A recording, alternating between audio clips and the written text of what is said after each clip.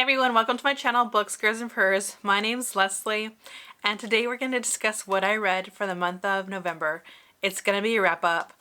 The month came and went, and I just didn't have the time to do any, segmented book chats, so here we are. The focus for this month is N. Scott Momaday, but before I talk about his work, I will go ahead and talk about a couple of other, I think, poetry collections is what my focus was, that I ended up reading. So the first one is Full Metal Indigiqueer by Joshua Whitehead. I really liked his bio story called Making Love with the Land, and he has another book. I'm trying to remember the name right now. I think it's Johnny Appleseed, and it won that Canadian award. What is it called? Canada Reads? Anyways, I'm going off on a tangent. So I really enjoyed this poetry collection. I mean, I liked it. I didn't necessarily love it. I enjoyed what the author was doing with this work, which is basically he's using a narrative to talk about decolonizing language and culture. Is kind of what my takeaway was. So he grabs the organic and the technological and meshes it into a narrative where this character Zoe goes around spreading like this virus, and it weaves through other literary works like Shakespeare, for instance, to like deconstruct it, redesign it, that kind of thing. I feel like it's more interesting as I'm talking about it. When I was reading it, although there's definitely some parts that I like in his poetry because it's just so vulnerable, I think that the tech part, as far as like how the text is laid out in the poetry collection, didn't really work for me. And I did do this thing where when those elements would come in, I would just kind of quickly gloss through them and then continue to read the portions of the poetry that were like more like standard poetry, I guess you could say. You know what I'm gonna do? I'm gonna go ahead and I'll do like a snapshot or something. I do like how this author writes. I don't know how else to put it. He just puts things into perspective. So I'm gonna read a little bit of it from Can You Be My Full-Time Daddy, White and Gold, ? And so he writes, molding in the gutters of a PSA, Canadian Heritage Moments. I wish over and over to be these things, to be everything for everyone, but I'm just one man, one sad red poofter, brazen and broken, molting in July. I don't really mind because I was born knowing that it takes getting everything you ever wanted and then losing it to know what liberalism truly feels like, and I cry into the night, singing with my ancestors proud and loud. Quote, if we cannot be free, let us die. What is life to a caged bird, threatened by death on all sides, end quote. And so, yeah, I don't have a lot to say about this. I mean, there's definitely some imagery, quite literally imagery in here. So again, I liked it. The technological portions didn't quite work for me. And that will lead me to the next poetry collection that I read, which is Bread and Circus by Airea D. Fun fact, if you look on YouTube, which I'll include below, there's a new segment about this author and their son because they were both named poet laureates. I can't think by which library, but again, I'll include it below. I thought that was really interesting, and actually her son was named first and then she was named later. I just thought that was really beautiful. Alright, so this poetry collection is somewhat biographical. It talks about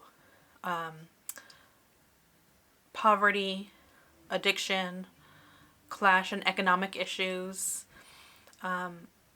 Those portions that were very personal and biographical, I gravitated towards and I really enjoyed. This is another work that at times is experimental and didn't really work with me, which is so weird because I usually like experimental work, especially when it really lends itself to the rest of the narrative and is used in more of like an accented way.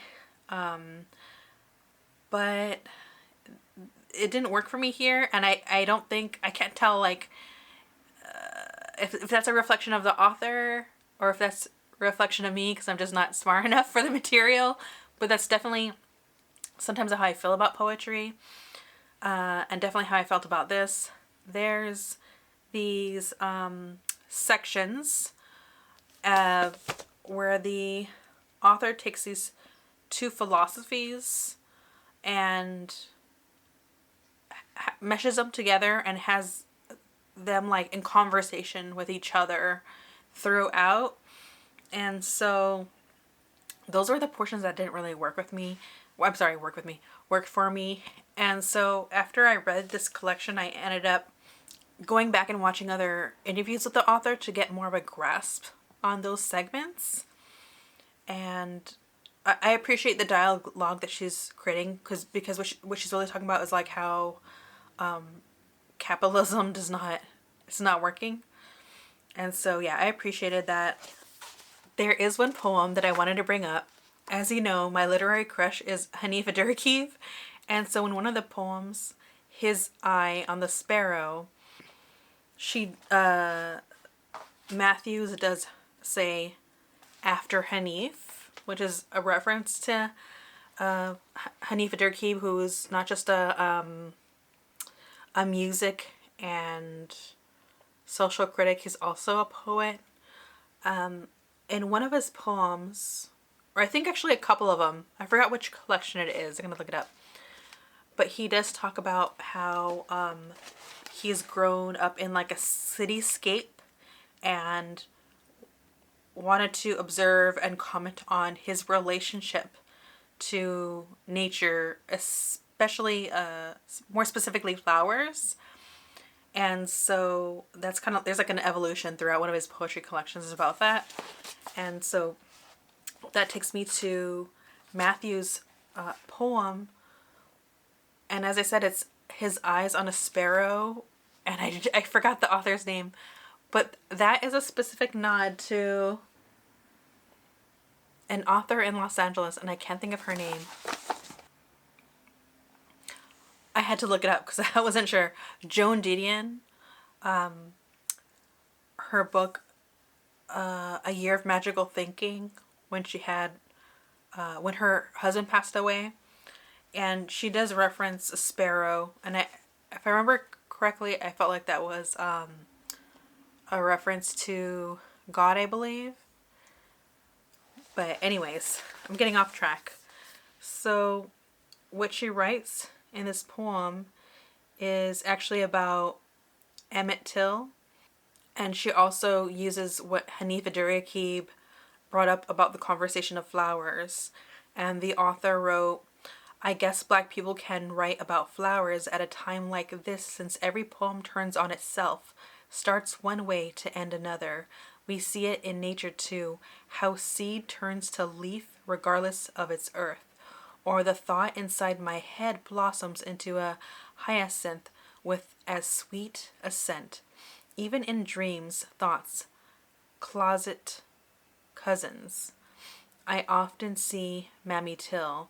She walks the church aisle toward her son's body while wisteria bloats the casket's brim, and papered bougainvillea bracts, I probably said that wrong, emerge from where his eyes once was, an entire garden from the nutrients of once human, and not to mention all those odd birds that circle Emmett's pillowed corpse, so many in the tabernacle, not predators of the fleshly bloom or harbingers of his God's descent, not refugees fleeing his exilic body, but eternity's messenger, We who pull breath confuse death's irony. Whoever dies and is remembered stays living. So I thought that was very deep and beautiful, sorrowful, and talks about someone that's returning to the earth, and that actually being the connection to flowers, and how that in itself is a tragedy. Anyway, so yeah, there's just a lot of beautiful writing like that that's not necessarily biographical. Although that does occur, she does kind of like weave in and out of that. And so yeah, I did like this. Again, I didn't really love some of the experimental elements. I'm hoping more people read this that are into poetry, and yeah, because I just want to get someone else's perspective on this particular work. I'm sure there's elements of this that I'm not really grasping. All right, and before I go on to discuss Momaday, I also read this comic book. It's the revised and expanded version of the 500 Years of Indigenous Resistance comic book. So I ended up having to order this. It wasn't readily available at my local bookstore. I am glad that I read it. I've been wanting to read it for a while, and better now than ever. So the author, Gord Hill, has a couple other works that he's also done that are nonfiction. You know what this reminded me of? This reminded me of reading Thomas King's The Inconvenient Indian.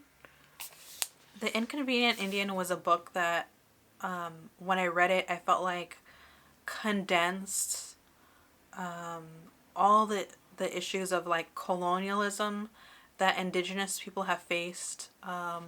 And that author focused on Canada and the United States, because it's a little bit of a mesh of history and his real life experiences. But I felt like he like took all this history and current events and just like meshed them together, just really threaded them together, and made sense of how the past affects our current state, and how the past isn't really like that long ago. And so I bring that up to say that I very much got the same sentiment with this particular book. And what I liked about this comic book is that yes, it's a condensing of all these different events over the span of time, and in different parts of the world. I did find myself gravitating early on to the parts where they talk about what happened in Mexico. I do have a couple of books that focus on Mexico in particular that I'm going to be reading next year. And so since that's been piquing my interest lately, I appreciated that being in there. And once again, this book very much goes into how all these different events of the past also affect the present, and also very much show the resistance that's going on right now. And so I really highly recommend this. Even if comic books aren't your thing, I just thought it was such a great way to introduce a reader to all these different issues that are going on. And I really loved it.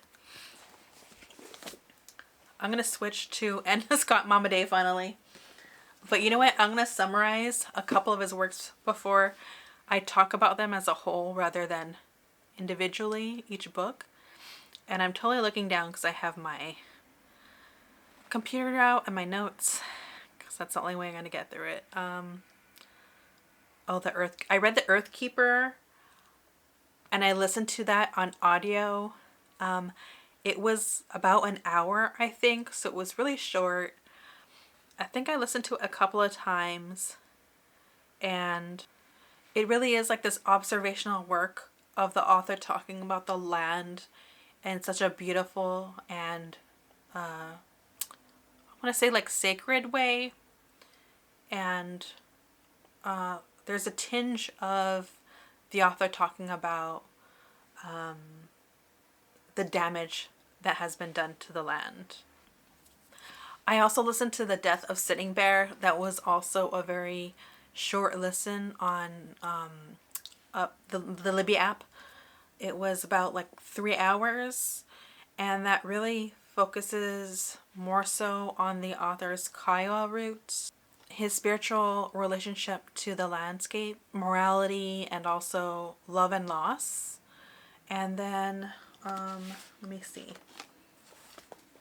Oh, okay. I read Housemaid of Dawn, and the title itself really refers to Indigenous people becoming like actually disconnected from the land and its people. And then I also read but did not finish The Ancient Child. All of his works really reflect on land and also just that like a disconnection,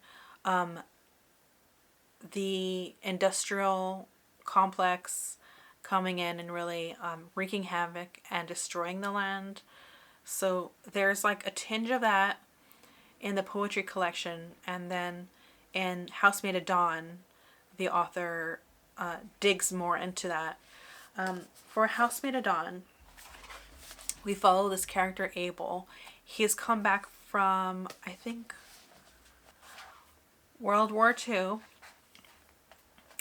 And the author also uses, not just from his own culture, the Kiowa culture, he uses another one, and I don't want to butcher it, but there's another tribal culture that he references, and he uses certain fables and embeds it into his modern day telling of the character of Abel and what happens to him, and then deviates from there to tell his own original story within it.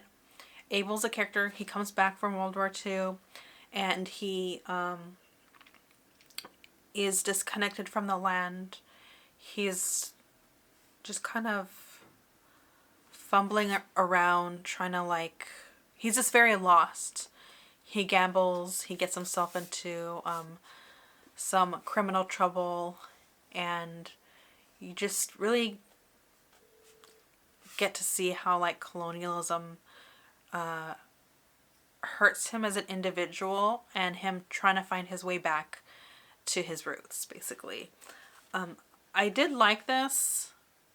I wish I loved it more, but I noticed that my issue with this author is that the same issue that I had with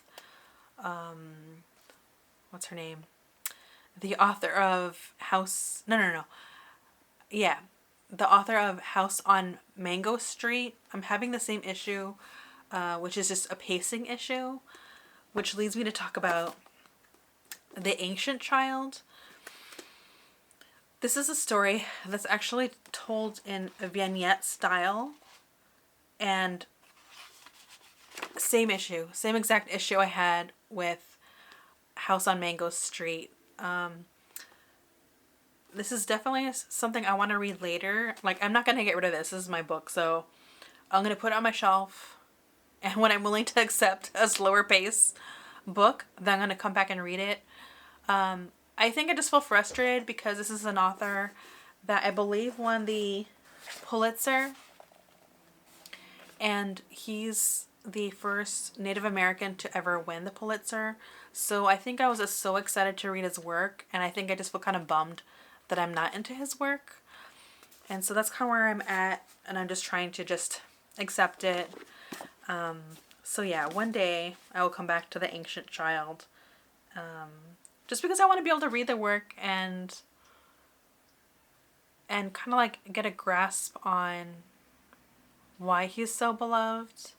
So yeah, I'm trying to let it go. It just didn't work for me, especially like in Housemaid of Dawn. At times it just felt like a little more flowery than I could handle. So that was a bummer. So that's basically it for my wrap up. I'm going to have just a very short chat about Killers of the Flower Moon, the adaptation by Martin Scorsese. It's a spoiler talk, so if you haven't read the book or watched the movie, don't watch this. And before I get started, I also want to say that Elliot from Movie Files did an incredible review and like a short breakdown of Killers of the Flower Moon. So if you want like a more coherent critique, like film critique, please go check out Elliot's channel. He's incredible. I always love his reviews. All right, so I read David Grann's Killers of the Flower Moon, The Osage Murders, and The Birth of the FBI. I read it, I want to say about a year ago. I'm trying to figure out where to go from here. A couple of months ago when I heard about the movie, I did have like a little bit of a quick trailer reaction and talked about my concerns. I still stand by my concerns prior to even seeing the movie. I saw the movie. The movie is so good. It's so riveting. I think it's like 3 hours. And at no point did I feel a lull. I did not feel the time. And I am glad that I saw it. I love the performances of all the actors. Lily Gladstone is a powerhouse. I also wanted to bring up Lewis and Ira from Keep It. That's their YouTube channel. They're incredible. They did review Killers of the Flower Moon. And one of the things that Lewis said was that he felt like at some point Lily's Gladstone character kind of like goes away and then comes back like towards the end, and that he wanted more of that character. And I felt like for what the film was, like based on that critique, I felt like I actually didn't agree. I felt like, I could be wrong, but I felt like there was this cultural difference going on. Early on in De Niro's character says to Leonardo DiCaprio's character, like, when a person of Osage is not talking, like don't talk, like basically keep your mouth shut and just listen, because when they talk, like what they're saying really means something. Like use your words carefully and with like intent, basically. And so I felt like there's parts of the movie where Lily Gladstone, her acting is all in what she's not saying. Once her husband's gonna go to trial and all this stuff happens, she says so few words. It's just her observing. And actually, I would even go before that. When De Niro's character is at the table with Leonardo DiCaprio and Lily Gladstone's character, Molly, and he's basically discussing how he doesn't really like how Ernest and Molly have spent the money. You could just tell that it's actually coming from a controlling place, and that's like the grand manipulation of Bill Hill, right? Is that he says things in a way that makes you, as a person in his orbit, thinks that he cares, but really it's a control tactic. And I just felt like the whole time I was watching Lily Gladstone not speak, but just like be present and observe what was going on, that was really powerful. And her lack of words did not mean that she had like a lack of presence. And so yeah, I'll also include Keep It, but they have like such a long form channel that I'll have to like write in where to start watching about their critique. So I did like the movie. I just felt like what I originally wanted was just not to have the movie either become a documentary and have this long form mini series breakdown, because so much happens in the book, because this is not like an issue where something happened in history and then it just stopped. No, it's like a continuing issue. So many people were murdered. So many people were never like, their deaths were never investigated. And these are people that like, oh, that person died in their sleep, but clearly they were murdered. And it's a systemic issue. It's not just about like a person marrying someone and then murdering them. It's a system that the United States put into place to infantilize the Osage people and say like, oh well, you can't be in charge of your money, so then we're gonna assign someone to you. And so that created a situation that, yeah, of course, then a person of Osage would rather marry someone that would possibly make it easier for them to have access to their money, is the way that I see it. So it's a system that created the problem of these murders. It's not just about the murderer themselves, right? It's a system that took advantage of the Osage. I did appreciate that they did put a nod to the timeline between what the Osage went through and the Tulsa massacre and how that was going on. And this is just another example of people being massacred because they're not the white colonizer.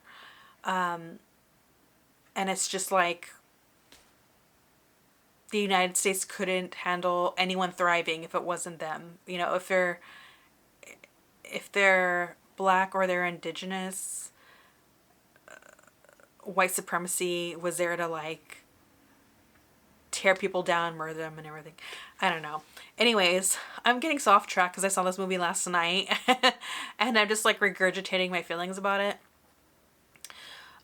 So yeah, so of course we're not getting a long form documentary, so I'm watching this. And the other thing is that because it's Martin Scorsese, because this was adapted from David Grant's work, we're still not completely seeing a lens that is from the indigenous people. And I get why Scorsese would do that, because, you know, he is a white man, so then he doesn't want to like, I don't know, tell a narrative that's not his, but I feel like he's doing that anyways. I would have rather if the movie was from Molly Burkhart's point of view. And I wanted this to be like, this could have been like a thriller in a way. Because of what happened was so horrific. They could have just had it taking place from her point of view. We don't really necessarily need the behind the scenes of Leo DiCaprio's character, Ernest Barkhart, or De Niro's William Hale. That could have been like the revealing part, right? That could have been later when we see when the truth comes out. Yeah, that's how I felt about it. But I do feel like I understand why Scorsese included those portions the way that he did, because he also wants to reveal to the audience, like, while Ernest Burkhart is loving his wife, he's also planning to murder her. And I think that's also a nod to the acting. Like, Leonardo DiCaprio and Robert De Niro do this thing, especially Robert De Niro. Well, he'll say something and he'll say something like that sounds nice, and then within the same breath he'll say something terrible, but he's doing it all in the same tone, and it almost makes me as a viewer feel like, what am I hearing? Like, am I hearing what I think I'm hearing? And I think that just speaks to like the level of deceit and twisted charisma he had in the community, that he could give someone a kiss in the forehead and just make himself look like he's doing a good thing for the community, but all the while scheming to murder people. I don't know. It was just, so those moments were like some incredible acting moments, and I guess in my mind it could be so easy to like create a two-dimensional villain, but it's also what frustrates me, because there are times with Leo's character, which I said when I reviewed the trailer, which is that I don't want to see someone that's like this reluctant villain, and I felt like that's what Ernest Burkhart's character was that you could just see how like conflicted he is and feels like he's doing what his uncle wants him to do, but then he like loves his wife, which I find questionable. I don't know. I think this, I don't know if this says a lot about like my point of view of the world. I just feel like there's some terrible people in the world, and like some real sociopaths out there. There's some really beautifully wonderful, great people, but there are also some nasty people that I think Ernest Burkhart was. I don't think he really loved his wife. I read the book. I get that he learned the language, and that even in the book, David Grant said that like Ernest was teased a bit by his friends for like engrossing himself so much in the culture that was his wife's. I don't think that was an indication that he loved her. I think he was just doing what he thought he had to do to get his claws into money. So yeah, another thing that I wanted to bring up as reference was on Instagram. There's a book called Res Babes Book Club, and it's a group of women that did go and see the movie, and they did mention that there's another book, and it's called Mean Spirit by Linda Hogan, and they felt like some of the adaptation was lifted from her book, but it's David Gran that gets the credit, right? It's an adaptation of David Gran's book, but they very much felt like the way some of the narrative was created was from Linda's. And I also find that like deeply, deeply problematic. I'm definitely going to read Mean Spirits now. I haven't heard of it. I heard about this book in the first place from Kim at Native Lady Bookwarrior. Check her channel out. But I had not heard of Mean Spirits, so I'm going to check that out as well at some point this year. I'm going to sneak it in this year. What am I saying? Next year.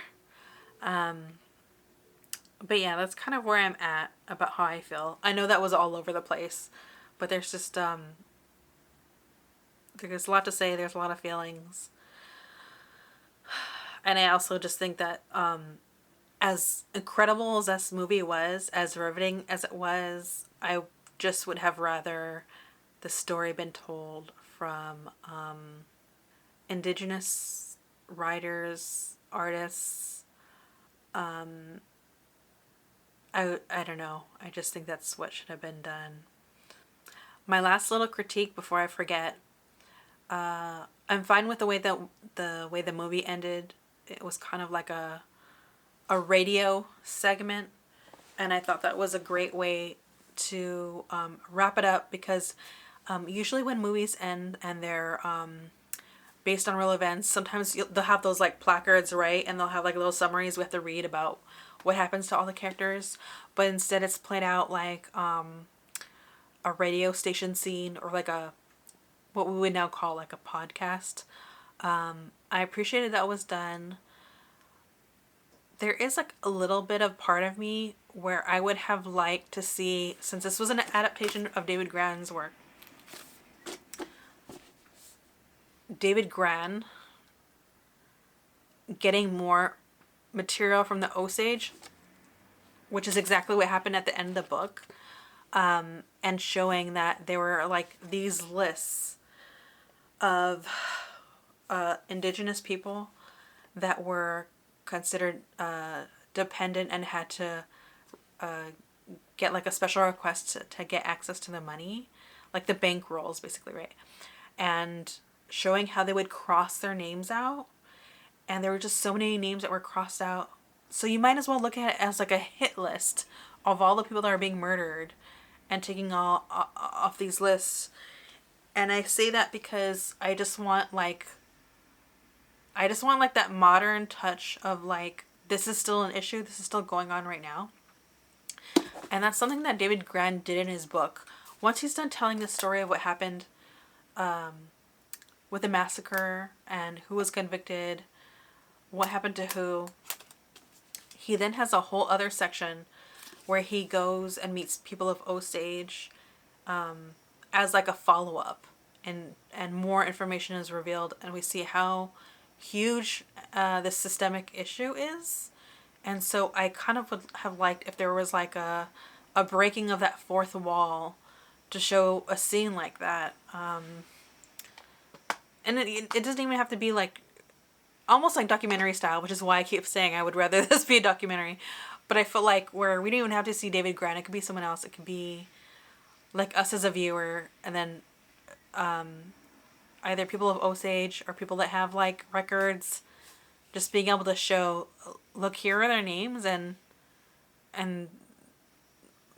how high up the food chain does this issue really go?